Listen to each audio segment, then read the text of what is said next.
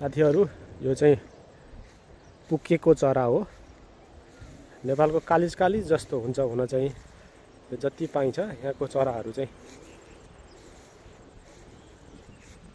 Running गरिरहेछ, भागिरहेछ। यसको नाम चाहिँ पुकेको। यो चराहरू मार्ने चलन हुँदैन, मार्न पाइँदैन।